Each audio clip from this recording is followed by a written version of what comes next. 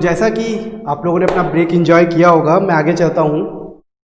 अभी तक हम क्या क्या पढ़ चुके हैं, यस मैं वापस स्टार्ट करना चाहता हूँ क्योंकि मुझे लग रहा है आधे बच्चे अभी तक क्लास में सो चुके होंगे, तो मुझे आप लोग का थोड़ा कोऑपरेशन चाहिए। सो यस वापस स्टार्ट करना चाहता हूँ। हमने क्या पढ़ा, मैं आपके साथ लिख के स्टार्ट करता हूँ जो आपको भी लगेगा कि हमने कुछ पढ़ा है। यस तो हमने सबसे पहले, और थोड़ा नीचे, ओके, अब सबसे पहले हमने पढ़ा स्टैटिस्टिक्स। क्या पढ़ा हमने स्टैटिस्टिक्स में? सबसे पहले पढ़ा डेफिनेशन। डेफिनेशन क्या था गाइस? डेफिनेशन क्या था? डेफिनेशन था collection, organising, analysis and interpretation of data.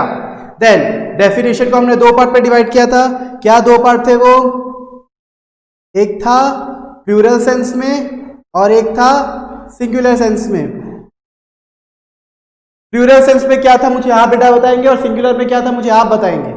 Yes तो प्लूरल में क्या था डेटा? प्लूरल में था ये सेट ऑफ सीरीज या फिर सीरीज ऑफ डेटा को करता है, उसके साथ इंटरप्रिटेशन होता है। और सिंगुलर में क्या था? सिंगुलर में ये साइंटिफिक मेथड है जहां पे इसको हम लोग टूल ऑफ स्टैटिस्टिक्स बोलते हैं। ठीक है, अब उसके बाद मैं और आगे बढ़ना चाहता हूं। हमने डेफिनेशन के बाद क्या पढ़ा था? हिस्ट्री। हिस्ट्री में वापस हम सिर्फ 4 नाम ही लर्न करेंगे वाले हैं। तो 4 नाम क्या थे? इटली में क्या था? इटली का था favourite pasta, that is statista. So pasta that is statista. Okay तो ये था इटली का। नेक्स्ट हम क्या पढ़ेंगे? फ्रेंच। फ्रेंच में या फिर फ्रांस में क्या बोलते हैं? क्या बोलते हैं? Statistic ends with QUE। Exactly guys. So statistic, sorry थोड़ा सा ऊपर चला गया, आ गया मेरा इरेजर। यस डन, वापस आते हैं। तो स्टैटिस्टिक में क्या था? Statistic ends with QUE। Exactly guys. Then Latin, your favourite subject, that is chemistry. तो लैटिन में क्या था? लैटिन में था, yes not audible to me, status. Status that is status. And the last but not the least is your Germany, जिसमें हम उसको क्या बोलते हैं? Statistic ends with K। तो इसको हमने साथ में बोला था जर्मनी एंड फ्रांस। उसमें हमने साथ में क्या बोला था कि Germany ends with K and France ends with QUE। Pasta, statista Italy, and the last one is Latin with status. Okay तो हम वापस ये चीज डिस्कस कर चुके हैं। अब मैं फिर आगे बढ़ना चाहता हूं। फिर आगे क्या आएगा मेरा? मैंने हिस्ट्री के बाद क्या डिस्कस करवाया था आप लोगों से? Limitations guys, limitations. Again I will go with another colour, limitations. कोई बात नहीं, हम इसी कलर से कर लेते हैं। Limitations of what? Statistic. Statistics. What are this limitation? हमने इसका 4 लिमिटेशन पढ़ा है और मुझे चारों आप लोगों से चाहिए। पहला इज एग्रीगेट वैल्यू, दूसरा इज क्वांटिटेटिव डेटा, तीसरा is future projection based on asserted assumptions, and the last one is random sampling. yes हमने ये अच्छे से, इनफैक्ट बहुत ज्यादा अच्छे से इसको लर्न कर लिया था। अब हम वापस आगे बढ़ेंगे। ये खत्म होने के बाद क्या बचता है गाइस हम लोग का? ये हमारा पूरा खत्म हो गया था, सिर्फ बेसिक्स था। अब हम वापस डेफिनेशन में आते हैं जिसमें हमने पढ़ा है collection of data. Yes collection of data. मैं वापस एक बार वापस आकर पूरा ब्रीफली जाना चाहता हूं कि वेरिएबल्स क्या है, एट्रीब्यूट्स क्या है। Variables are the quantitative data, where is attributes are the qualitative data. Okay अब कलेक्शन ऑफ डेटा 2 टाइप से हम लोग करते हैं। वो दोनों टाइप क्या है हम पहले डिस्कस कर लेते हैं। एक है प्राइमरी और एक है सेकेंडरी। तो सेकेंडरी मैंने आप लोगों के साथ डिस्कस नहीं किया है, मैं अभी करूंगा, पर हम प्राइमरी पढ़ चुके हैं तो हम वापस प्राइमरी रिकॉल करना चाहते हैं। प्राइमरी कितने टाइप का था गाइस? यस, प्राइमरी था 4 टाइप का। प्राइमरी कितने टाइप का था? 4 टाइप का। पहला है interview method, interview method. The next one is male, yes, questionnaire, yes, little bit audible, questionnaire, method. The next one is observation method, and the last one is questionnaire. questionnaire को short में लिख रहा हूं मैं, filled and send। कौन करता है हमें? Bye enumerator. कौन सेंड करता है हमें? एन्यूमरेटर। यस, हमने ये चीज डिस्कस कर लिया था। अब मैं थोड़ा सा और आगे बढ़ता हूं। इंटरव्यू मेथड कितने टाइप के थे? इंटरव्यू मेथड 3 टाइप के थे, जिसमें एक में पर्सनल इंटरव्यू होता है, एक में इनडायरेक्ट इंटरव्यू होता है और एक में टेलीफोनिक इंटरव्यू होता है। तो ये हम ऑलरेडी अच्छे डिस्कस कर चुके हैं। मेल क्वेश्चन है, ये इसमें क्या होता है? 2 चीज था, मैं आप लोगों को जानना चाहता हूं 2 चीज क्या था? 2 चीज क्या था? एक था ये वेल ड्राफ्टेड फॉर्म है, ये क्या है? वेल ड्राफ्टेड फॉर्म, प्लस साथ में हम लोग क्या देते हैं? Cover letter. क्या देते हैं? कवर लेटर, जिसमें ऑलरेडी जिसमें हम कैसे वर्ड्स यूज करते हैं, हमारा एक्सप्रेशन, हमारा वे ऑफ राइटिंग क्या होना चाहिए, जो कि कंटेन करना चाहिए politeness and kindness. Okay, the third is observation method. ये 2 टाइप का था, हमने डिस्कस किया था, direct and indirect. Direct and indirect हमने क्या पढ़ा था? डायरेक्ट मेथड, जिसमें हम डायरेक्टली ऑब्जर्व करते हैं, और sorry that was not indirect, that was instrumental. हम इंस्ट्रूमेंट के थ्रू ऑब्जर्व करते हैं। मैंने एग्जांपल दिया था प्रिंसिपल का, यस, आपको याद होना चाहिए प्रिंसिपल का, कि वो खुद जाके देखता है वो रिजल्ट को, और बाद में अगर वो रिजल्ट मतलब रिपोर्ट कार्ड के थ्रू भी उसके रिजल्ट्स को देख सकता है। तो वो 2 तरीके से ऑब्जर्व कर सकता है। And the last one is questionnaire filled and send by enumerator. मतलब एक पर्सन की हेल्प से हमें डेटा मिलता है, तो वो जो पर्सन है जिसको हम सेंड करते हैं मेल्स, क्वेश्चनर, वो बंदा होता है एन्यूमरेटर, जो हमें इंफॉर्मेट से डेटा लाके देता है। यस, तो हमने ये बहुत ब्रीफली डिस्कस किया है।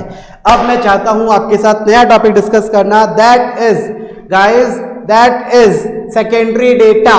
Yes, please guys don't get bored, क्योंकि अब बोर होने से कोई मतलब नहीं है, आपको क्लास पे ध्यान देना ही पड़ेगा। आप जिस फील्ड में घुस चुके हैं, अगर आप वहां बोर होने बैठे तो it won't be help. Okay, so next is secondary data.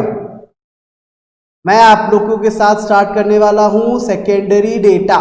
What is secondary data? तो अगर मैं बोलूं कि सेकेंडरी हम लोग डिस्कस कर चुके हैं, इसके बाद एग्जांपल्स के साथ, कि एक टीचर हाइट पता करता है क्लास में और दूसरा आके वो ले लेता है। जो दूसरा बंदा था, मतलब वो ऑलरेडी कलेक्टेड डेटा को लेके अपना कलेक्टेड इंफॉर्मेशन को लेके अपना पर्पस फुलफिल करता है। तो हम भी वही हैं। अब मैं एक सिंपल एग्जांपल देता हूं। आप लोग सब स्कूल में असाइनमेंट्स बनाते होंगे, प्रोजेक्ट बोलते थे उसको, हम लोग प्रोजेक्ट बनाते थे। तो उसमें हम लोग क्या करते थे? प्रीफेस लिखते थे, एक्नॉलेजमेंट लिखते थे, and when the time come across bodies, तो हम लोग बॉडी में करते थे, हमें कुछ भी टॉपिक मिलता था। इनफैक्ट हिस्ट्री में तो मुझे अभी भी याद है, टॉपिक मिलता था गांधी जी के ऊपर, आप लोग को भी मिला ही होगा, ठीक है। तो उसमें क्या है, हम लोग को कुछ डेटा तो बुक से मिलता था, कुछ हम नेट से सर्च करते थे। तो ये सब क्या सोर्सेज है? ये सब सेकेंडरी डेटा सोर्सेज है। नेट ने ऑलरेडी डेटा कलेक्ट करके रख लिया था, हम उस कलेक्टेड डेटा को लेते हैं अपना पर्पस फुलफिल करने के लिए। तो गाइस, ये है हमारा सेकेंडरी डेटा का बेस्ट एग्जांपल। तो मैं बोल सकता हूं कि ये हमें मिलता कहां से है? यस, ये हमें मिलता भी ऐसी जगह से ही है। जैसे अगर मैं बोलूं कि what are the examples of secondary data, मैं बोल सकता हूं international sources like WHO, ILM, ये सब वगैरह से मिलता है।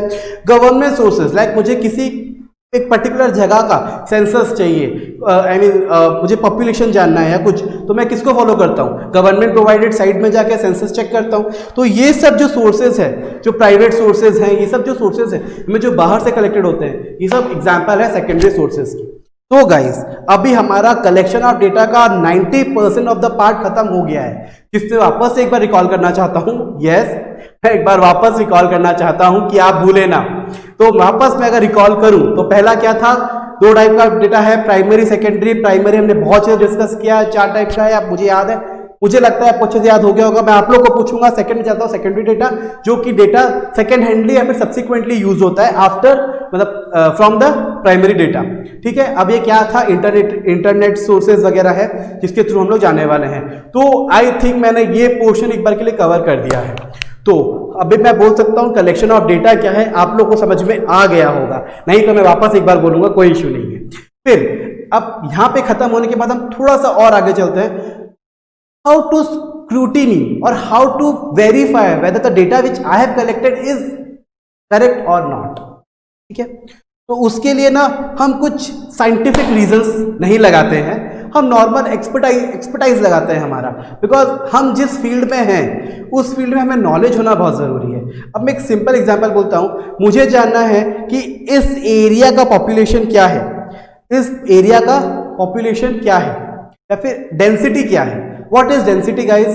I am not going to terms physics, this is mass by volume and all, नहीं डियर मैं वहां नहीं जा रहा हूं, मेरे को वो डेंसिटी नहीं जानना है। डेंसिटी ऑफ अ प्लेस जानना है मेरे को, मतलब कैपेसिटी ऑफ द प्लेस जानना है कि इतने एरिया में कितने लोग रह सकते हैं, how much person it can contain और can live in that place. ठीक है, that is a density in terms of area. तो इसको मैं कैसे निकालूंगा कि वहां पे कितने लोग रह रहे हैं तो उसकी डेंसिटी क्या है, वहां पे लोग कितने रह रहे हैं उसकी डेंसिटी क्या है। तो इसका फॉर्मूला क्या है, area by population, isn't it, कि given area by given population will give me the density of the place. तो यहां पे मैं ये दिमाग लगाया कि नहीं लगाया, एग्जैक्टली तो आपको वैसे ही थोड़ा बहुत डेटा को तोड़ मरोड़ के देखना है, क्योंकि आपको पता है आपको फाइंड क्या करना है। आपको अगर बहुत सारे डेटा दिए जाएंगे तब आपके लिए थोड़ा इशू हो सकता है कि मैं कैसे फाइंड करूं, और आपको पता तो है आपको फाइंड क्या करना है, तो थोड़ा बहुत नॉलेज तो आपको है, तो वो नॉलेज आपको अप्लाई करना है टू वेरीफाई, टू चेक कि क्या मैं जो डेटा डाल रहा हूं वो करेक्ट हो सकता है ना नहीं। कुछ भी तो नहीं डाल सकते ना आप, एग्जैक्टली तो ये मेरा एक सोल्यूशन था आपके लिए। तो एक बार मैं वापस स्टार्टिंग से जाना नहीं चाहूंगा, ओके नहीं जाना चाहूंगा मैं। तो अभी हम लोग secondary data and scrutiny of data complete कर चुके हैं, तो यहां पे मैं क्लास एंड भी नहीं करने वाला हूं, मैं अब और फर्दर मूव करने वाला हूं, that is presentation of data, means organizing and analysis of data, that is presentation of data. Yes, तो let us proceed with that part. क्या पढ़ाने वाला हूं मैं अभी,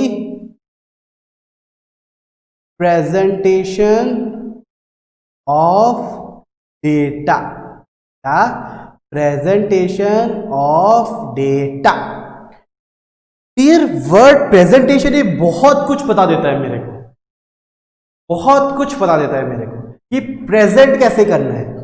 अब एक सिंपल से एग्जांपल, आप सब स्कूल लाइफ में क्वेयर ग्रुप में खड़े हुए होंगे, आप लोगों ने बहुत डिबेट कंपटीशन में पार्टिसिपेट किया होगा, तो व्हाट वाज योर प्रेजेंटेशन, आपने अपने आप को कैसे प्रेजेंट किया था कि आप थोड़े दिखने में अच्छे हों, आप थोड़ा लोगों को अट्रैक्ट कर पाए। ठीक है, पहला पॉइंट तो आपका ये था। दूसरा, आप जो बोलने वाले हो वो ऐसा कंटेंट करें कि लोग समझें, the thing is they understand what you are saying. अगर वो लोग समझेंगे ही नहीं तो आपका बोला हुआ बकवास है, इजंट इट। यस, तो वापस मैं स्टार्ट करना चाहता हूं कि पहला काम क्या है कि आप खुद प्रेजेंटेबल लगे, आप खुद नीट टाइडी लगे, अट्रैक्टिव लगे। दूसरा, आपका आप जो बोलने वाले हैं वो एक सीरीज में हो, स्टेप वाइज हो। ठीक है, आप पहले इंट्रो की जगह बॉडी बोले, फिर इंट्रो बोले, बीच में कंक्लूजन बोले, ऐसे तो कुछ प्रेजेंटेशन नहीं होता ना। तो उसका काम क्या है कि वो नीट हो, टाइडी हो, मतलब नॉट नीट टाइडी आप दिखो, नीट टाइडी मतलब प्रेजेंटेशन बहुत सीरीज वाइज हो, बहुत फॉर्म्युलेटेड हो। ठीक है, सेकेंड, वो अंडरस्टूड हो, मतलब जो बंदा सामने बैठ के सुन रहा है आपको वो समझे कि आप बोलना क्या चाहते हैं। और बाद में थर्ड इज रिलेटेबल, फ्लेक्सिबल, कि आप जो बोले क्या वो रिलेटेबल है, क्या वो एक्चुअली मतलब क्या मैं इसको रिलेट कर सकता हूं ना। अभी मैं बोलूंगा मैं चांद तारे तोड़ के ले आऊं तेरे लिए, तो व्हाट, चांद तारे में रिलेट कहां से करूं, कोई मतलब सेंस नहीं बनता। वही चीज है। तो मैं अब आगे चलना चाहता हूं प्रेजेंटेशन। तो मैं उसका कुछ कैरेक्टरिस्टिक्स आपके साथ डील करना चाहता हूं कि डेटा को प्रेजेंट कैसे करूं। मैं एक सीरीज लिखना चाहता हूं, ठीक है, 5 10 20 25 15 10 20, I have repeated the numbers, okay, कोई इशू नहीं है। तो मैं जो ये डेटा लिखा हूं ये क्या है? ये मैंने बच्चों के मार्क्स जो उन्होंने योर फेवरेट सब्जेक्ट मैथ्स में स्कोर किया है, ठीक है। तो उन्होंने आउट ऑफ 20 कितने में से किया है? आउट ऑफ 20, आउट ऑफ 20 बच्चों ने मार्क्स ऑब्टेन किया है। मैं इसको कैसे लिखूं तो ये अंडरस्टूड हो। मैंने गया, मेरे को पता चला मैथ्स का मार्क्स लेना है आउट ऑफ 20, ये मार्क्स है। मैंने डेटा कलेक्ट कर लिया, अब इसको मैं प्रेजेंट कैसे करूं? मैं आपसे जानना चाहता हूं कि अगर आप मेरी जगह होते तो आप इसको प्रेजेंट कैसे करते? इसका कुछ सबसे पहले तो आपको कुछ ऑर्डर ढूंढते। क्या मुझे इसको असेंडिंग में ऑर्डर में अरेंज करना है, मेरे को इसको डिसेंडिंग ऑर्डर में अरेंज करना है, ये असेंडिंग में करना है या डिसेंडिंग में करना है, और असेंडिंग डिसेंडिंग में हो कि भी जाए तो उसके बाद उसको कंपेयर कर सकूं कि नहीं कर सकूं? कंपेयर होना चाहिए, अंडरस्टूड होना चाहिए डेटा, ठीक है। अब जैसे मैं इसको लिखूंगा कि ये बच्चे मार्क्स लेके आए हैं, अरे किसमें मार्क्स लेके आए हैं, काहे का मार्क्स, कितने में से लेके आए हैं, वो सब चीज तो मैं डालना ही नहीं हूं। तो ये डेटा प्रेजेंटेबल है नहीं है। तो अब मैं इसके साथ जाना चाहता हूं कि कैसा होना चाहिए मेरा प्रेजेंटेशन ऑफ डेटा। वो नीट एंड कंडेंस्ड फॉर्म में होना चाहिए। मैं अब इसको बैठ के पूरा थोड़ा ना लिखूंगा, मैं लिख सकता हूं कि थोड़ा नीचे करूं या फिर इसको इरेज कर देता हूं, इसको इरेज कर देता हूं, ठीक है। ओके, तो इरेज करना है, erase erase erase erase, yes. अब इसको मैं यहाँ पे वापस थोड़ा सा कंडेंस्ड वे में लिखना चाहता हूँ, ठीक है, कि 5 मार्क्स 5 मार्क कितने बच्चों ने ऑब्टेन किया है? 1। 10 मार्क्स कितनों ने किया है? 2, ठीक है। 5 हो गया, 10 हो गया। उसके बाद आया 15, कितनों ने किया है? 1। 20 कितनों ने किया है? 2 2, और 20 भी खत्म, 15 भी खत्म, और 25 कितनों ने किया है? 1। क्या ये अंडरस्टूड फॉर्म में लग रहा है, कंडेंस्ड फॉर्म में लग रहा है, थोड़ा नीट लग रहा है? This is what I wanted, कि अब ये समझ में आ रहा है कि बच्चे कितने हैं, मैं यहां से वो भी कर सकता हूं, कितने बच्चे हैं,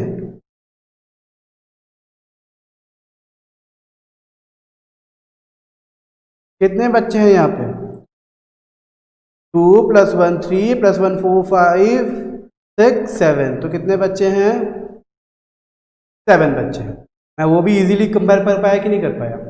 ओके, तो वापस ये नीट है, ये कंडेंस्ड फॉर्म में है, और ये एसेंशियल फीचर्स जो हमें चाहिए, जो मार्क्स ऑब्टेंड हुए हैं, यहाँ जो मार्क्स ऑब्टेंड हुए हैं, एंड जो आपको फ्रीक्वेंसी है, okay sorry I use the word frequency, मुझे यूज नहीं करना चाहिए था, वो मार्क्स वाले बच्चे कितने हैं वो मैं यहाँ पे शो कर पा रहा हूँ इजीली। यस, मैं वही आपको समझाना चाहता था। अब मैं आगे चलता हूँ, ठीक है। तो इसमें अभी मैं बोलूँगा कि मैंने प्रेजेंटेशन में क्या समझा। प्रेजेंटेशन में मैंने क्या समझा? पहला, ये नीट होना चाहिए, कंडेंस्ड होना चाहिए, और प्रिसाइज होना चाहिए, मुझे जितना चाहिए उतना। नेक्स्ट, ये अंडरस्टूड होना चाहिए। थर्ड, ये स्टैटिस्टिकल एनालिसिस के लिए हेल्पफुल होना चाहिए, एनालिसिस के लिए पॉसिबल होना चाहिए, ठीक है।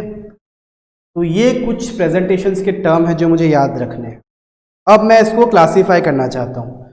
तो क्लासिफिकेशन ऑफ प्रेजेंटेशन,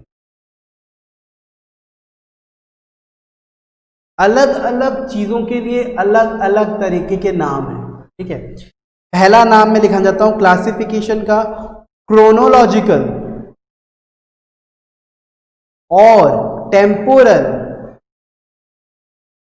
और टाइम सीरीज। टाइम सीरीज, ठीक है, क्रोनोलॉजिकल और टेम्पोरल और टाइम सीरीज। इससे मैं क्या समझता हूं?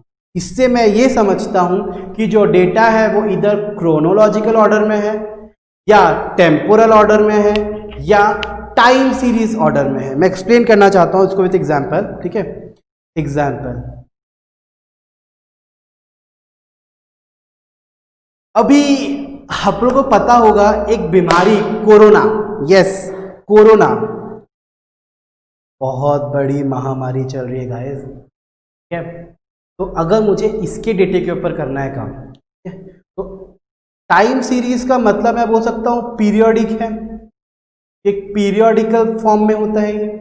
जैसे मैं बोलूं कि इंडिया का डेटा का बात करता हूं मैं, ठीक है, इंडिया के डेटा की बात करता हूं। जनवरी से फरवरी के भीतर हमारे डेटा क्या था, पकड़ो 100 आदमी कोरोना ग्रस्त थे। फरवरी से मार्च के अंदर बढ़ बढ़ के 1000 हुए, पर मार्च से अप्रैल के अंदर भाई बात ही नहीं करेंगे, क्योंकि मेरे को याद है शायद 19,000 ना 20,000 कुछ हो गया था डेटा।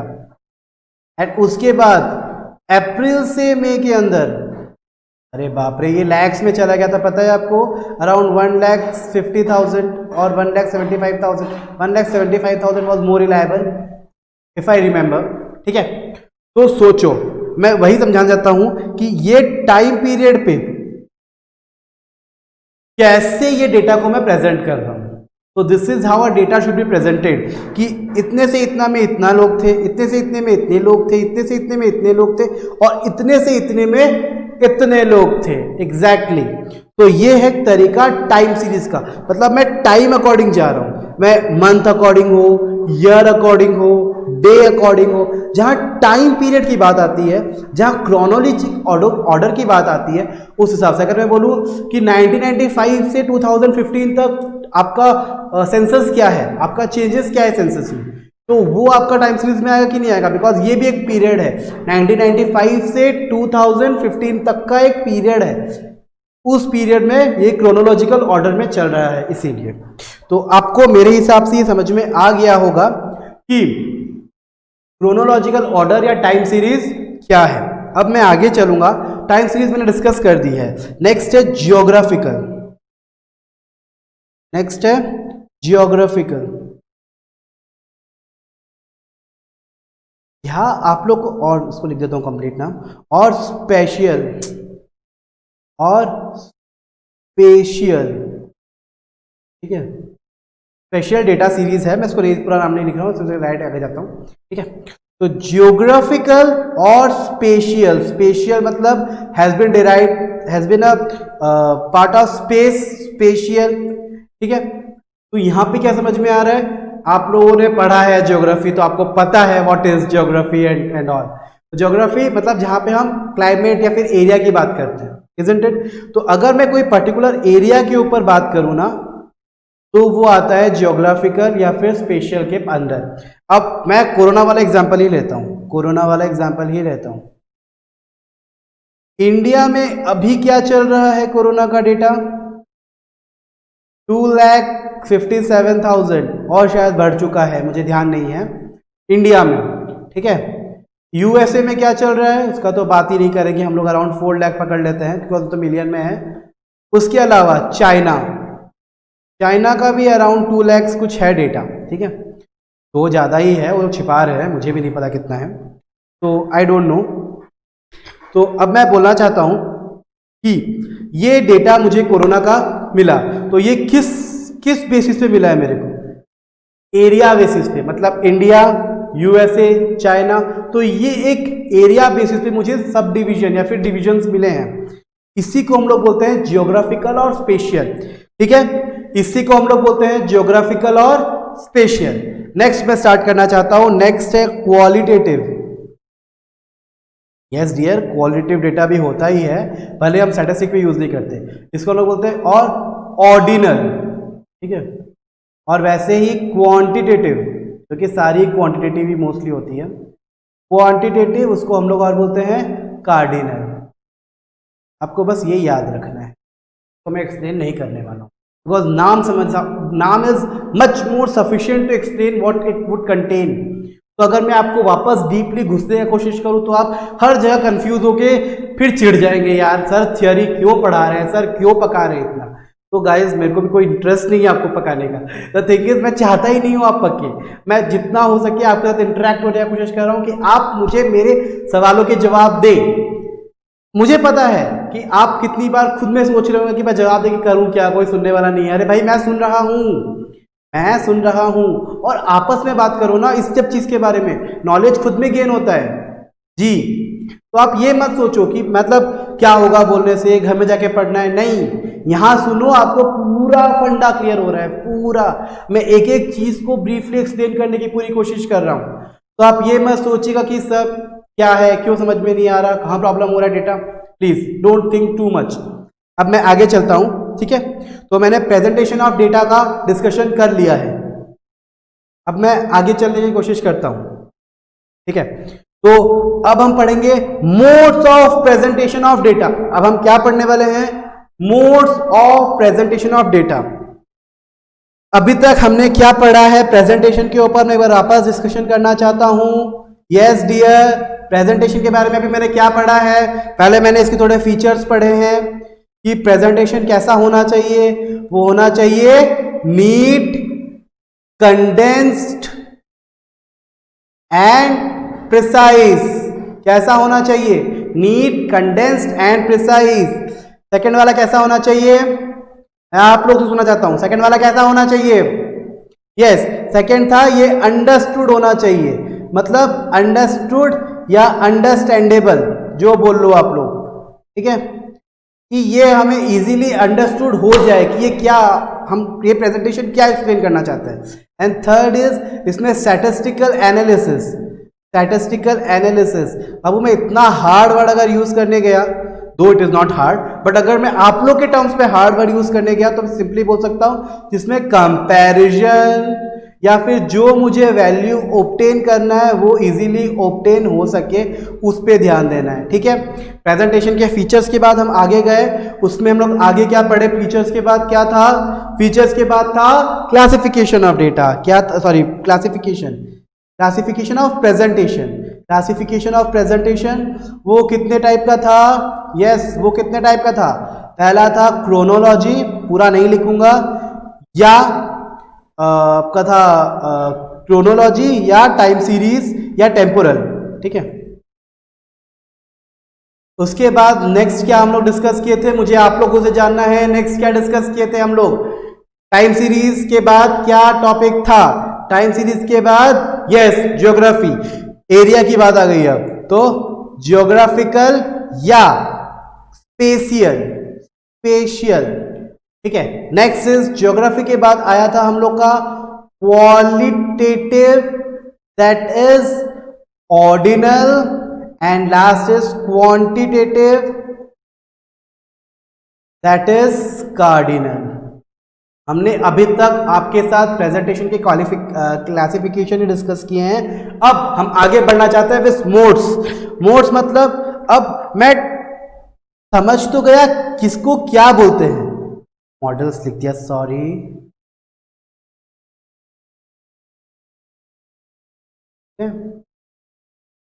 तो क्या था, modes of presentation of data. हम किस किस तरीके से डेटे को प्रेजेंट कर सकते हैं, प्रेजेंटेशन ऑफ डेटा, तो मैं किस किस तरीका से डेटा को प्रेजेंट कर सकता हूं।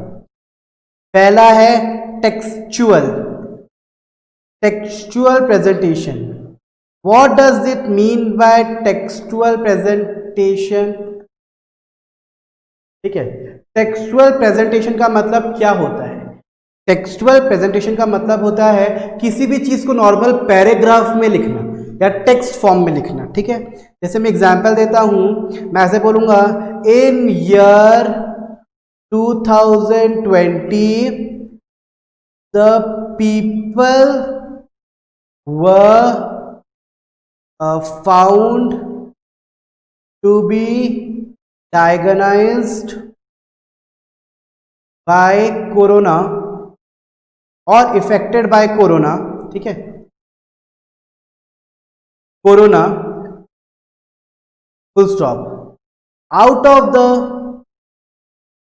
people, 2 lakh around were male, 3 lakh around were female, ठीक है, full stop. The number of males were mostly old people and in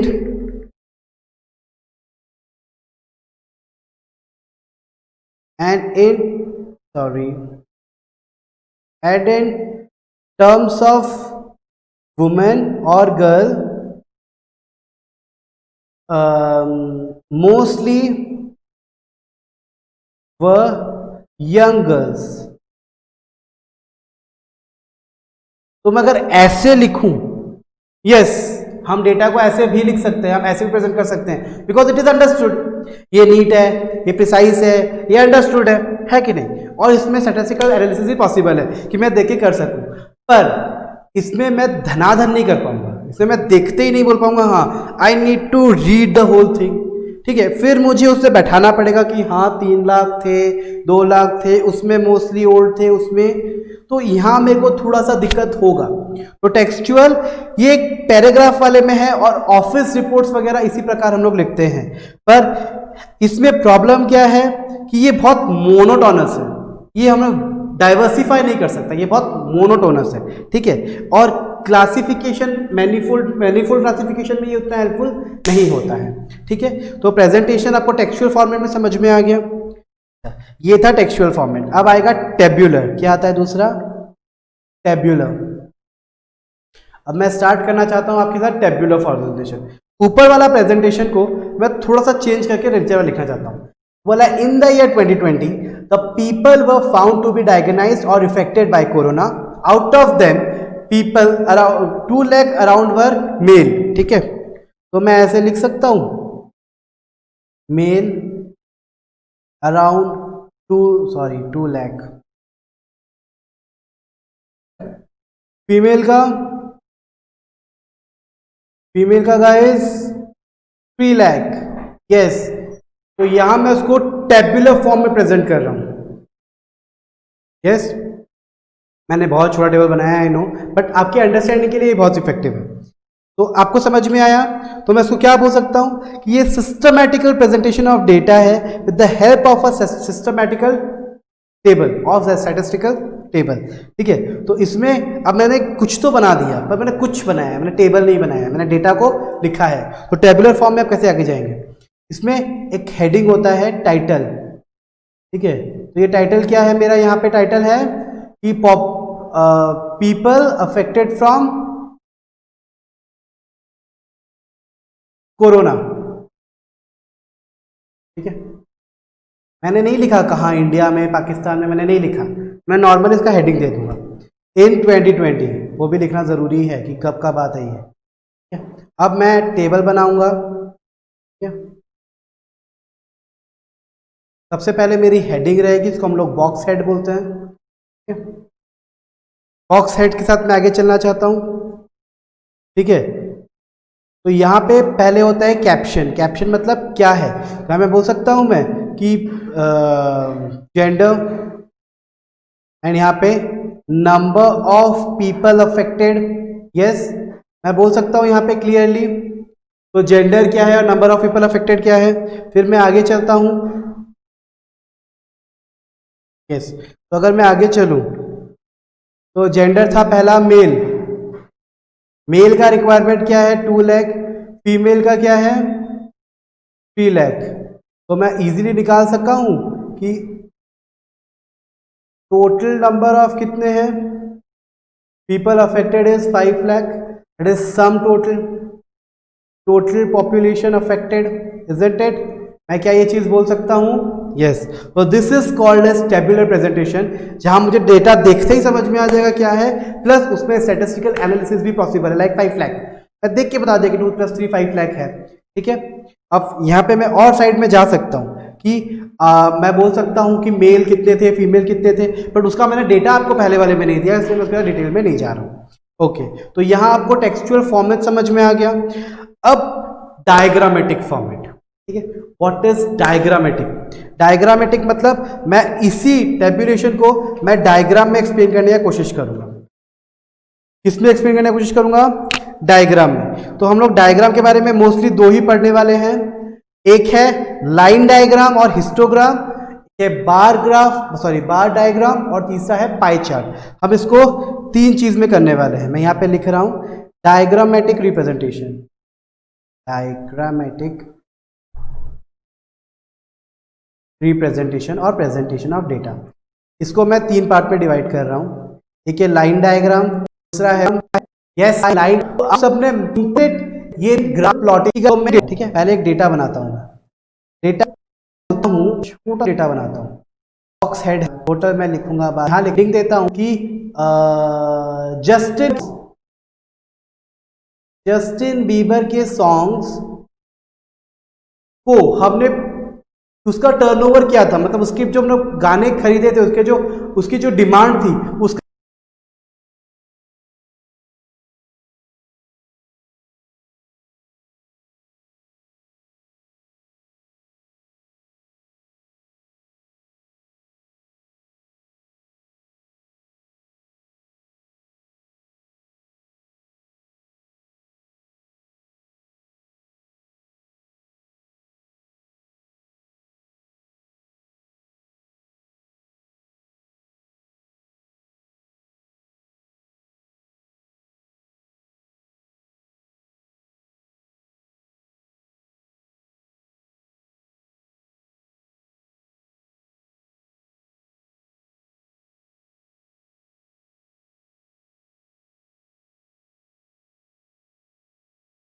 क्या हुआ, तो मैं बोलूंगा इन ईयर 2012 से स्टार्ट करते हैं।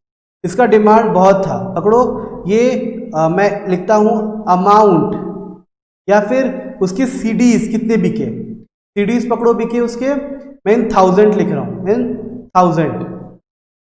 तो पकड़ो उस टाइम उसके 5000 सीडीज बिके। 2012 के बाद वो धीरे धीरे पॉपुलर हुआ, तो 2015 में उसको 15 में बिके, 15,000 सीडीज बिके। फिर 2018 में वो उतना टिका नहीं, एक बार मानते हैं, तो उसको पकड़ो 10 सीडी बिकी। तो उसकी इन टोटल कितनी सीडी बिकी? हम जस्ट अज्यूम कर रहे हैं, ये नहीं कि 2012-13 में उसने, 13-14 में उसने गाने नहीं गाए, या 17-18 में उसने गाने नहीं गाए, या उसकी सीडी नहीं बिकी। मैं पर्सनल नहीं हो रहा हूँ, मैं कोई डेटा पे नहीं जा रहा हूँ, मैंने नॉर्मली आपके सामने एक डेटा रखा है कि 2012 में उसकी इतनी सीडीज बिकी थी, 15 में इतनी बिकी थी, और 18 में इतनी बिकी थी। तो आपकी इन 3 साल में टोटल कितनी सीडीज बिकी थी? हम पहले उसको ऐड करके 30 लिख सकते हैं, टोटल सीडीज कितनी बिकी थी उसकी इन दिस 3 ईयर्स, ठीक है। अब मैं इसी को लाइन डायग्राम में प्रूव करूंगा, ठीक है। किस में करूंगा? लाइन डायग्राम बिस साइड में ही करते हैं। पहले ग्राफ जैसा बना देंगे, ठीक है। ये एक्स ग्राफ है, ये वाई ग्राफ है। पहले मैं यहां लिख देता हूं कि नंबर ऑफ सीडीज सोल्ड, नहीं ईयर, यहां पे लिख दूंगा ईयर, और यहां पे लिख दूंगा नंबर ऑफ सीडीज सोल्ड। मैं आपके साथ स्टार्ट करता हूं। ईयर 2012, 2015 एंड 2018, और यहाँ था मेरा 5, 10, 15, 20, isn't it? तो मैं उसी अकॉर्डिंग जाता हूँ। तो 2012 में क्या हुआ था? 5 सीडीज बिकी थी। 15 में क्या हुआ था? उसकी 15 सीडीज बिकी थी। और 2018 में क्या हुआ था? 10 सीडीज बिकी थी। तो अब लाइन डायग्राम में मैं 0 से अगर स्टार्ट करूं, या फिर स्टैटिक डेटा दिया रहेगा तो वहां से स्टार्ट करूं, तो ये ऐसे जा रहा है आपका डेटा, इजंट इट?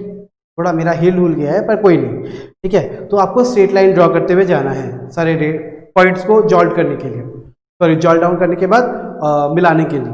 तो यहाँ पे मेरे को क्लियरली मैं डायग्राम देख के समझ सकता हूँ कि उसकी बिगनिंग बहुत अच्छी थी, बाद में उसका ग्रोथ थोड़ा कम गया, है कि नहीं? तो ये है कि कैसे आपके फिगर्स शो हो रहे हैं। ये बार बार डायग्राम। बार डायग्राम की 5, 10, 15 मेरे पास 3 डेटा है, मैं पहले उसका टोटल निकालूंगा और फिर इंडिविजुअली 5/30 इंटू 360, ठीक है, 10/30 इंटू 360, 15/30 इंटू 360, मुझे ऐसे करना है। तो ये कितना आएगा, पहला वाला 0 0 कैंसिल, 3 कितना जा 12 जा, तो पहला वाला आया 60, सेम 12 जा 120, ऐसे ही 150 सॉरी 180, ठीक है। और लेट मी रिमाइंड यू, ये 2015 का था, ये 2012 का था और ये 2018 का था। अब मुझे उसको पाई चार्ट में बनाना है, ठीक है। मैं पहला वाला पाई चार्ट हटाना चाहता हूं यहां से,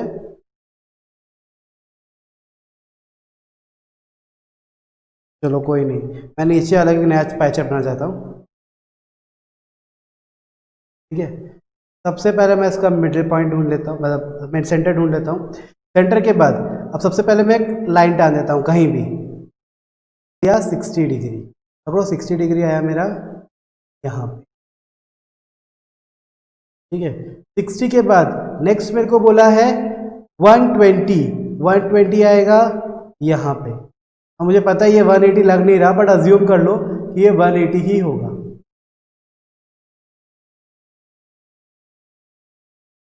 ठीक है। तो मैं उसी अजम्पशन के साथ जाता हूँ। तो मैं ये बोलूँगा कि आपको सबसे पहले उसको डिग्रीज में कन्वर्ट करना है कि ये उसमें कितना डिग्री होता है। फिर आपको लिखना है कि ये 60 है, ये 120 है, 180 है। साथ में आपको साइड में लिखना है कि 60 किसका है, ईयर, जो आपको समझ में आए कि क्या है। मुझे पता है आपको थोड़ा सा समझ में ना आया हो डायग्राम वगैरह थोड़ा सा, बट आपको सिर्फ नॉलेज के लिए जाना जरूरी है। आपको एग्जाम में बनाने की नहीं आएगा, आपको नहीं बोला जाएगा कि आप प्लीज मेरे को लाइन डायग्राम में शो करो, या आप मेरे को बार डायग्राम में शो करो, या मेरे को पाई चार्ट में शो करो, नहीं बोला जाएगा ऐसा। हाँ, लेकिन पाई चार्ट के रिलेटेड क्वेश्चंस आ सकते हैं कि ये पाई चार्ट पे अगर टोटल इतना है और ये वैल्यू इतना है, तो इस वैल्यू पाई चार्ट पे कितना डिग्री में रिप्रेजेंट करेगा। तो आपको वो चीज़ ध्यान रखना पड़ सकता है कि मुझे उस इंडिविजुअल को टोटल से डिवाइड करना है पहले, फिर मल्टीप्लाई करना है 360 से, जो मुझे एग्जैक्ट कितना पाई चार्ट पे कितना डिग्री वो रिप्रेजेंट करेगा वो समझ में आएगा मेरे को, ठीक है। तो अभी तक मैंने आपके साथ डिस्कस कर लिया है डायग्राम, ठीक है। अब मैं एक बार वापस आपके साथ डिस्कस करना चाहता हूं, क्योंकि आप जानते हैं हमें रिकॉल करना बहुत जरूरी है। तो प्रेजेंटेशन, वापस प्रेजेंटेशन कैसा होना चाहिए, फीचर्स आप बताइए। Neat, precise and, yes, neat, precise and condensed, good. Next is waiting for you all guys. Next is understandable और अंडरस्टूड। तीसरा इज स्टैटिस्टिकल एनालिसिस, इस पे अप्लाई होता है, ठीक है, इसमें पॉसिबल है। उसके बाद कितने टाइप का प्रेजेंटेशन हो सकता है, प्रेजेंटेशन हो सकता है 4 टाइप का, मतलब क्लासिफाइड एज 4 टाइप। पहला है क्रोनोलॉजिकल और टेम्पोरल और टाइम सीरीज, दूसरा है जियोग्राफिकल और स्पेशियल, तीसरा है क्वालिटेटिव और ऑर्डिनल, और चौथा है क्वांटिटेटिव और कार्डिनल। ये 4 पार्ट आप समझ चुके हैं कैसे है। उसके बाद हम जाएंगे मोड्स, हम किस मोड में किस तरीके से हम डेटा को प्रेजेंट करें। हमारे पास 3 टाइप का मोड था, पहला था टेक्सचुअल, दूसरा था टेबुलर और तीसरा था डायग्रामेटिक। पहला हमने डिस्कस कर लिया। टेक्सचुअल क्या बोलता है कि इसको हम लोग पैराग्राफ वाइज या टेक्सचुअल फॉर्म में लिखेंगे, उसके एडवांटेजेस और डिसएडवांटेजेस में डिस्कस किया था। एडवांटेजेस क्या बोलता है इसका, एडवांटेजेस बोलता है कि ये सिंप्लिसिटी में है, ये इजीली अंडरस्टूड है, रीड करना है, और ये ऑफिशियल्स नोटिफिकेशन वगैरह में यूज होता है। एंड वहीं पर डिसएडवांटेजेस क्या है, ये मतलब अब इसमें ये बहुत मोनोटोनस है कुछ से, ठीक है। इसमें आप ये नहीं बोल सकते कि हाँ मैं देख के बता दूंगा कि क्या है, क्या मांग रहा है डेटा, और इसमें स्टैटिस्टिकल डेटा को एनालिसिस करने में थोड़ा टाइम लगता है, because you need to read the whole thing and then you need to apply your brain कि हाँ मुझे क्या करना है, okay. Next is tabular. Tabular बहुत ही ज्यादा है, इंपॉर्टेंट है, बिकॉज टेब्यूलर ही हम लोग बार बार पढ़ने वाले हैं और टेब्यूलर ही हर जगह यूज होता है, यस। तो मैं वापस बोल रहा हूँ टेब्यूलर बहुत इंपॉर्टेंट है। सबसे पहले आता है टाइटल, ऑब्वियसली उस टेबल का टाइटल कि यह टेबल किस चीज का है। नेक्स्ट आएगा कैप्शन, उसके हेड, फिर आएगा बॉडी, जो कि वो मांग रहा है विद कैप्शंस कि हाँ किसका क्या है।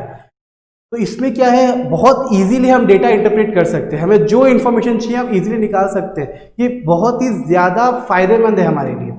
उसके बाद आता है डायग्रामेटिक। डायग्रामेटिक आप लोगों के लिए सिर्फ अंडरस्टैंडिंग पर्पस के लिए गाइस, मैं बार बार बोल रहा हूँ, सिर्फ अंडरस्टैंडिंग पर्पस के लिए कि कौन सा डायग्राम क्या प्रेजेंट करता है। आपके फाउंडेशन लेवल में सिर्फ अंडरस्टैंडिंग पर्पस के लिए, बिकॉज आपका मल्टीपल चॉइस क्वेश्चन या फिर ऑब्जेक्टिव टाइप क्वेश्चन ये आते हैं जिसमें आपको सिर्फ टिक करना है अंडरस्टूड करके। तो आपको पता होना चाहिए क्या है। डायग्राम में 3 टाइप का है, line diagram, bar diagram, pie chart. Line diagram क्या बोलता है? Line diagram is just like your graph in school life, जिसमें आपको पॉइंट्स दिए थे कोऑर्डिनेट्स, जिसको आपको सर्कल करना होता था, बाद में एक दूसरे के साथ ज्वाइन करना होता था। तो ये एक लाइन फॉर्म करेगा जो हमें बताएगा कि वो कितना ऊपर जा रहा है या नीचे जा रहा है एंड ऑल। तो ये लाइन डायग्राम है। बार डायग्राम भी सेम काम करता है, जिसको हमें देख के समझ में आता है डेटा क्या है, बस ये इसका डिफरेंस ये कि ये बार फॉर्म में रहता है। ठीक है, यू कुड से जो हमारे ब्रिक्स फॉर्म में होता है। The last is your pie chart. Dear pie chart, pie is of round shape, तो pie chart is also of round shape. Pie chart is a circle, so इस पे जो भी डिवाइड होगा वो 360 डिग्रीज, 360 पार्टीशंस में डिवाइड हो सकते हैं। इसीलिए हम लोग को जो भी डेटा दिया होता है उसको individual data by total data into 360 हम लोग करते हैं, जिससे हमें वो फिगर की मतलब जो भी वैल्यू आएगा वो फिगर पाई चार्ट में कहाँ लाई करता है हमें समझ में आ जाएगा। ओके, तो अभी तक हमने सारा डिस्कशन कर लिया है प्रेजेंटेशन के ऊपर। अब आ रहा है प्रेजेंटेशन में और एक टर्म है frequency distribution. Yes guys, frequency distribution. What is frequency distribution? तो मैं आपको समझाना चाहता हूं फ्रीक्वेंसी। ठीक है, फ्रीक्वेंसी नाम से समझ में आ रहा है कि फ्रीक्वेंट मतलब अकरिंग अगेन एंड अगेन। जैसे अभी मैं यहां पे लिखना चाहता हूं फ्रीक्वेंसी। अब मैं बोल सकता हूं, मैं साइंटिफिक टर्म्स यूज नहीं कर रहा हूं, ठीक है, साउंड्स एंड ऑल फिजिक्स का नो, मैं नॉर्मली बोल रहा हूं। फ्रीक्वेंसी क्या है? फ्रीक्वेंसी मतलब occurring of a thing again and again. जैसे मैं बोलूंगा that boy is coming, is almost come, मतलब frequently he comes to my home frequently. What does that simply specify? कि ये मेरे घर आता जाता रहता है, मतलब इसका अकरेंस बहुत बार आपको देखने को मिलेगा। तो ये हुआ फ्रीक्वेंसी। तो अगर मैं बोलूं फ्रीक्वेंसी डिस्ट्रीब्यूशन, तो ये क्या सिंबलाइज करता है? इसको मैं शॉर्ट में लिखना चाहता हूं फ्रीक्वेंसी डिस्ट्रीब्यूशन। तो ये क्या सिंबलाइज करता है? जैसे मैं बोलूंगा 5, एक डेटा दे रहा हूं मैं 6 4 1 2 5 1 4 6 5 5 4 2 1। ये मेरे पास एक डेटा है। ठीक है, ये मेरे पास एक डेटा है। तो इसको मैं अगर प्रेजेंट करूं तो मैं अगर पहले इसको मैं अपने असेंडिंग ऑर्डर में जाऊं 1, फिर 2, 3 नहीं है, 4 है, 5 है, 6 है, और तो कोई नंबर मैंने लिया नहीं है, नहीं। अच्छा, 1 कितनी बार ऑकर हुआ है इसमें? हम काउंट करते हैं। 1 आया है 1 बार, 2 बार, 3 बार। तो 1 कितनी बार ऑकर हुआ है? 3 टाइम्स। अच्छा, 2 कितनी बार ऑकर हुआ है? 1 बार, 2 बार। कितनी बार आया है? 2 बार। 4 कितने टाइम आया है? 1 बार, 2 बार, 3 बार। कितनी बार आया है? 3 बार। 5 कितनी बार आया है? 1 बार, 2 बार, 3 बार एंड 4 बार। तो 5 का ऑकरेंस 4 बार है, और 6 का 1 बार और 2 बार, बस। तो 6 का ऑकरेंस कितनी बार है? 2 बार है। तो ये जो number of times 1 awkward, 2 awkward, 4 awkward, 5 awkward, 6 awkward, ये ही रिप्रेजेंट करता है आपकी फ्रीक्वेंसी को। क्या रिप्रेजेंट करता है? आपकी फ्रीक्वेंसी को। ठीक है, तो मैं वापस बोलना चाहता हूं, आपको समझ में आ जाना चाहिए कि फ्रीक्वेंसी क्या है। फ्रीक्वेंसी एक इंडिविजुअल टर्म या फिर अ ग्रुप ऑफ टर्म कितनी बार अकर करते हैं उसको हम लोग फ्रीक्वेंसी बोलते हैं। तो ये आपको बहुत अच्छे समझ में आ गया है। तो मैं आगे चलता हूं। फ्रीक्वेंसी को हम टैली मार्क्स से भी शो करते हैं, वो भी मैं आपको दिखा देता हूं। आपको टैली मार्क्स ऑफ कोर्स आता ही है ड्रॉ करना, इसीलिए मैं टैली मार्क्स बना के नहीं समझा रहा हूं कि 1 के लिए 1 होता है, 2 के लिए 2 होता है, 3 के लिए 3 होता है, 4 के लिए 4 होता है, एंड 5 के लिए 1 2 3 4 एंड क्रॉस होता है। फिर 6 के लिए 1 2 3 4 क्रॉस 6, 1 2 3 4 क्रॉस 7, 1 2 3 4 क्रॉस 8। तो ये कंटिन्यू चलता रहता है। फिर 10 में 2 बार 5, 1 2 3 4 क्रॉस, 1 2 3 4 क्रॉस। तो ये है आपका टैली मार्क्स गाइस, ठीक है। अब यहाँ पे मैंने टैली मार्क खत्म कर दिया है। अब मैं आगे चलता हूँ। अब मैं आपके साथ डिस्कस करना चाहता हूँ क्यूमुलेटिव फ्रीक्वेंसी क्या है। अब एक सिंपल सा मैं क्यूमुलेटिव के लिए आपके साथ वो टर्म्स पे जाना चाहता हूँ जो कि हमारा कंटिन्यूअस सीरीज में आता है, ठीक है। चलो मैंने बोला 5 to 10 ईयर्स के बच्चों की बात कर रहा हूँ मैं, ठीक है। 5 to 10 ईयर्स के बच्चों को मतलब मैं एक एग्जांपल देता हूँ कि गिफ्ट्स पकड़ो, गिफ्ट्स डिस्ट्रीब्यूट हो रहे हैं, तो क्या गिफ्ट डिस्ट्रीब्यूट होंगे। सॉरी मेरा गलती, मैं कुछ और टॉपिक्स में लग गया था आपको।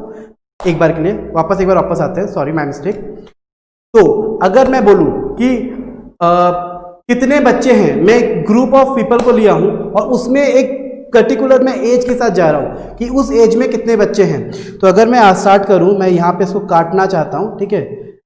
मैं नीचे आके बोलना चाहता हूं, पकड़ो 5 to 10 ईयर्स के 3 बच्चे हैं, 10 to 20 ईयर्स के 5 बच्चे हैं, 20 to 30 ईयर्स के लोग 10 हैं, 30 to 40 ईयर्स के लोग 7 हैं, एंड 40 to 50 ईयर्स के लोग 6 हैं, और बाकी जो भी 50 एंड अबव हैं वो पकड़ो बाकी 10 हैं। तो ये आपका टोटल नंबर ऑफ पीपल आ जाएगा। क्यूमुलेटिव फ्रीक्वेंसी क्या होता है मैं समझाता हूं, पहले बनाता हूं फिर समझाता हूं, ठीक है। अब क्यूमुलेटिव फ्रीक्वेंसी क्या है, 5 से 10 लोग कितने हैं, 3 हैं, लेकिन 10 से 20 नहीं बोलूंगा मैं, 5 से 20 लोग कितने हैं, 3, ये हो जाएगा 3 + 5 दैट इज इक्वल्स टू 8, ठीक है। अब मैं बोलूंगा कि 5 से 30 लोग कितने हैं, तो मैं बोलूंगा 8 + 10 इज इक्वल्स टू 18।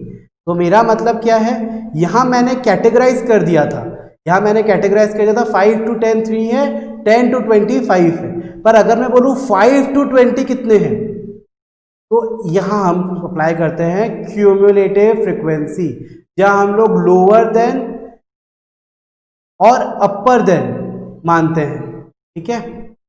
आपके साथ मैं ये सेम चीज एक बार बुक से रीड करूंगा, पर आज की क्लास में नहीं, मैं ये वापस एक बार आपके साथ बुक में रीड करूंगा। ओके, मैं आगे चलना चाहता हूं। यहां तक क्लियर हो गया। अब मैं समझाऊंगा क्लास लिमिट क्या है।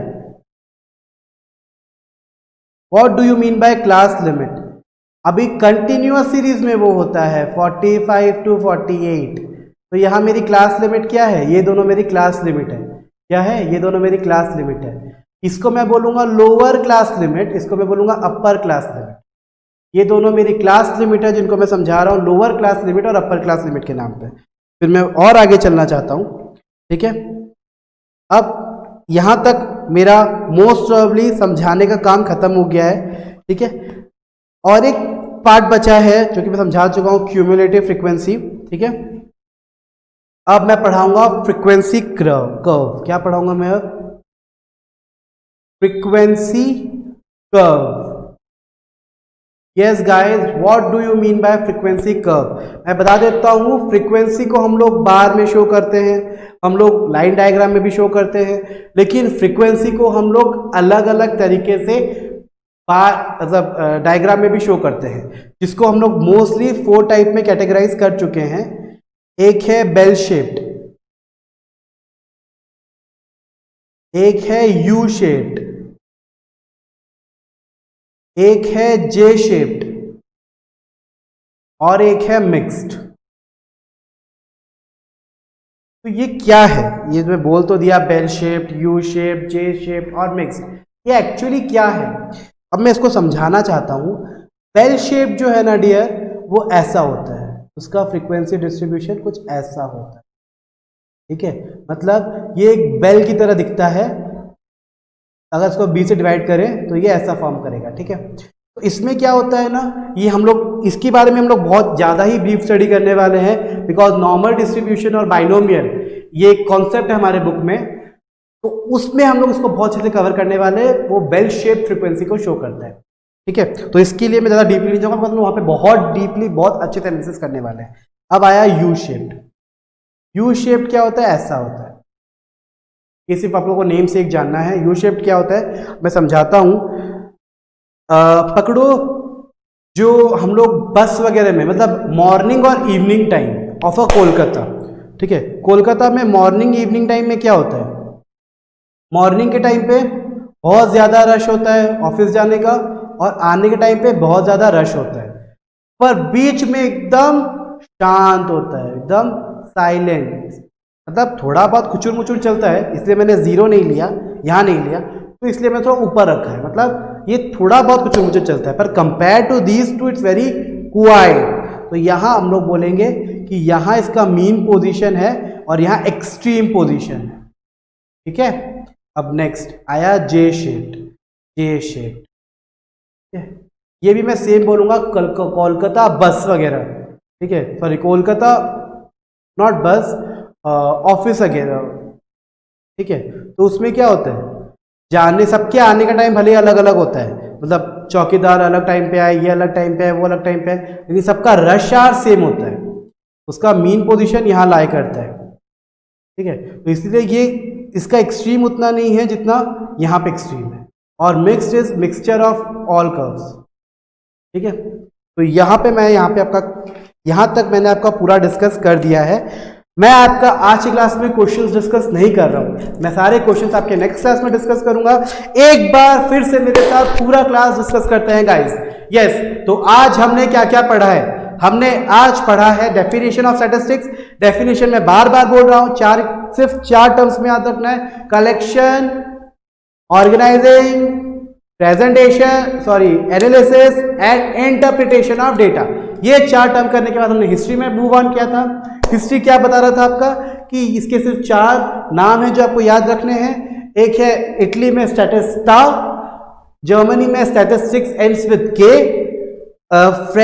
फ्रांस में statistics ends with QUE, and लैटिन में status. Okay, then we will proceed to limitations वापस बोल रहा हूं, चार थे, एग्रीगेट वैल्यू होना चाहिए, क्वांटिटेटिव वैल्यू होना चाहिए, इसके फ्यूचर प्रोजेक्शंस जो है वो अजम्पशन पे बेस होने चाहिए, और रैंडम सैम्पलिंग पे बेस होने चाहिए। ओके, ये हमने चार लिमिटेशंस पढ़ लिए। अब वापस मैं आगे बढ़ना चाहता हूं, what do you mean by collection of data. तो पहले डेटा क्या है, इसको दो फॉर्म में डिवाइड किया है, वेरिएबल और attribute, that is variable is quantitative data and whereas attribute is qualitative data। उसके बाद डेटा के सोर्सेज दो टाइप के हैं, main source, primary, secondary. Primary have been divided into 4 parts, these are interview method, mail questionnaire method, observation method, and the last is question है sent and filled and sent by the enumerator. Okay, वापस first interview method में तीन type का interview है, personal interview method, indirect interview method, telephonic interview method. ठीक है, यहां पे मैंने खत्म किया पर्सनल इंटरव्यू को। फिर मेल में हमने पढ़ा था वेल ड्राफ्टेड फॉर्म जाता है विद कवर लेटर। फिर नेक्स्ट आता है ऑब्जर्वेशन, दो टाइप का है, डायरेक्ट और instrumental. Last is questionnaire filled by enumerator, जहां पे अनएजुकेटेड लोगों की ज्यादा होती है, एग्जांपल सेंसस वगैरह में यूज होता है। फिर मैं मूव ऑन किया सेकेंडरी डेटा में। सेकेंडरी डेटा में हमने क्या डिस्कस किया, सेकेंडरी डेटा में हमने डिस्कस किया कि secondary data first primary data का सोर्स है, उसका मेन सोर्सेस क्या है, इंटरनेट है, गवर्नमेंट साइट्स वगैरह है और प्राइवेट साइट्स वगैरह है, जहां पे हमें रिलाई करना ही पड़ता है, we are bound to rely on those things. उसके बाद कलेक्शन यहाँ खत्म हुआ, उसमें हम लोग लास्ट में पढ़े थे स्क्रूटिनी ऑफ डेटा, कि मैं कैसे पता करूँ कि वो डेटा मैं जो लाया हूँ वो करेक्ट है कि नहीं। तो मैंने आपको एग्जांपल दिया था डेंसिटी ऑफ द पॉपुलेशन निकालने का, जिसमें हमने एरिया बाय पॉपुलेशन करके समझाया था।